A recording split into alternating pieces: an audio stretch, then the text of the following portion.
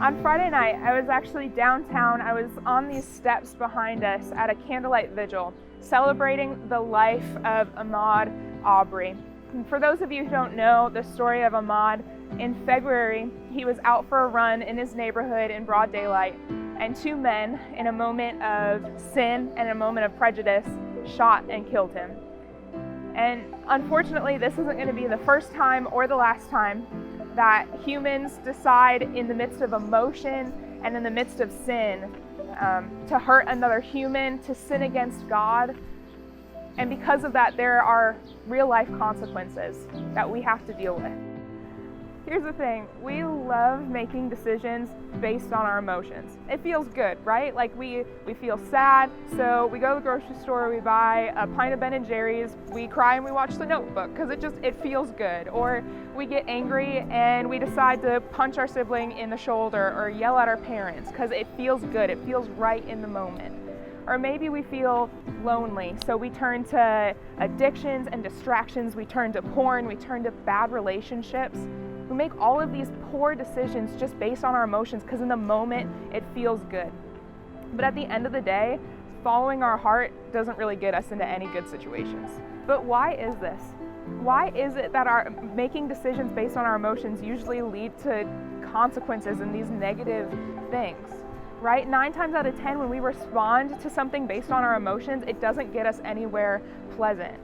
And we know that emotions themselves aren't bad, right? Like our core emotions, God has put there in us to reflect His heart and to reflect His character. So why do they get us in trouble so often? Well, I think the reason is because it's not really our emotions, it's more so our response. It's the way that we choose to respond to those emotions that often doesn't reflect God's heart, often doesn't reflect God's character. And we choose to respond in a way that really puts our sin nature on display, and it always gets us in trouble. Unfortunately, our default setting without Jesus is sin. Our heart's natural setting is sin. It tells us about this in Jeremiah 17, verse 9, which says, "The human heart is the most deceitful of all things and desperately wicked. Who really knows how bad it is?" When I read this verse, I want to read it and I always want to think like I'm the exception, right? Like I know that my heart is bad and there's some sin in there, but really like desperately wicked, like surely that's not me. But the more that I reflect on this verse and the more I reflect on all of the pain and the chaos that's been in my life, a lot of the situations in my life have been caused by my poor and sinful reactions to my emotions. It's been from me not choosing the truth of God's word. It's been from me not choosing to live in accordance to what God has called me to live, and responding to my emotions by choosing distraction or by choosing all of these other horrible and painful things. And I end up just feeling trapped at the end of the day. And I'm sure a lot of you can relate with that. And Proverbs 5 actually talks about this. So Proverbs 5 verses 21 through 23 tell us this. It says, "For the Lord sees clearly what a man does not, examining every path he takes. An evil man is held captive by his own sins. They are ropes that catch and hold him. He will die for lack of self-control. He will be lost because of his great foolishness." So we see this proverb is telling us, like, of course, when you choose to respond to your emotions in sin, when you choose to respond to your emotions with a lack of self-control, of course you're going to feel trapped. It says, an evil man is held captive by his own sins. And then it goes on and it talks about it's because of your lack of self-control that you're going to feel lost and you're going to get trapped in the foolishness of your response, the foolishness of your emotions. And when we're in these seasons, when we're feeling trapped by our own sin, we feel like there's no way out. A lot of the times I'm like, all right, God, when are you going to just like come and save me from this? Like, where are you in the midst of this? But that's why I love verse 21. It says, "For the Lord sees clearly what a man does and examines every path he takes." In verse 21, we see that God is seeing everything that we're doing. And it's not that he's just standing there and is annoyed at our sin and is like flabbergasted by the way that we keep on responding to our emotions and keep responding in these sinful patterns. But instead, God provides a way out of those things. And he provides wisdom and he provides self-control if we turn to him. Proverbs 8:33 through 36 says, "Listen to my instruction and be wise. Don't ignore it.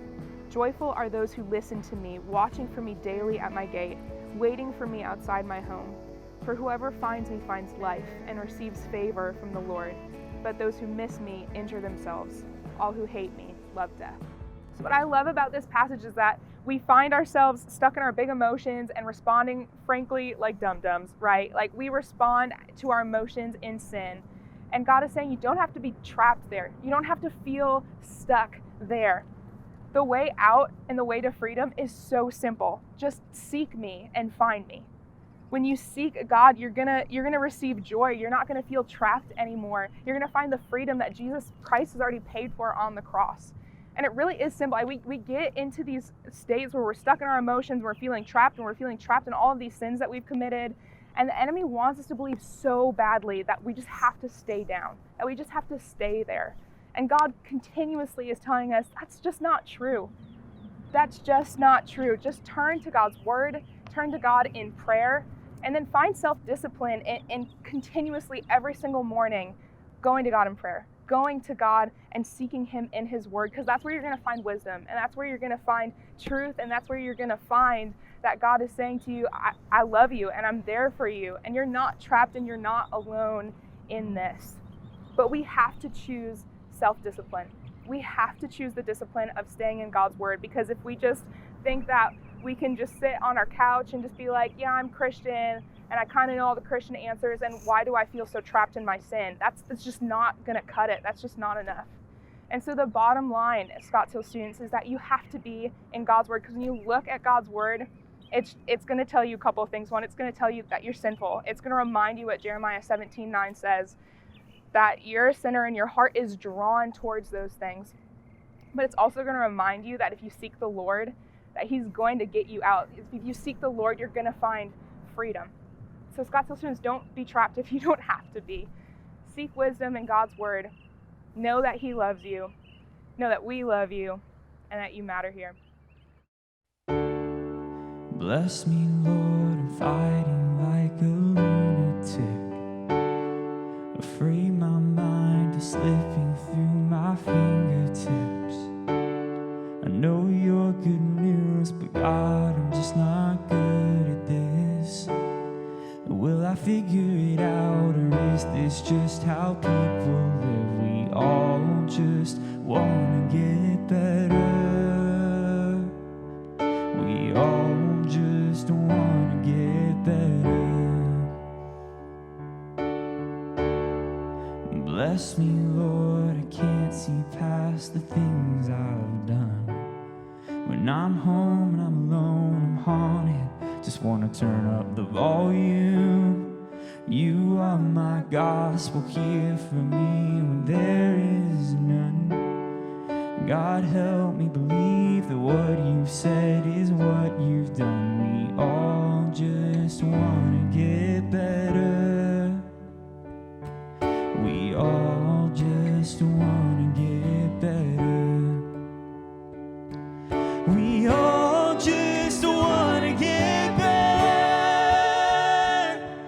We all just wanna get better. Ooh, ooh, ooh. We all just wanna get better. Ooh,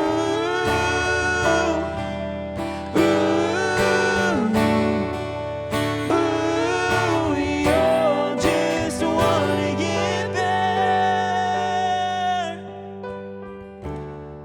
Bless me, Lord, they'll know why it's so hard for me, of how you're not sick of my constant apologies.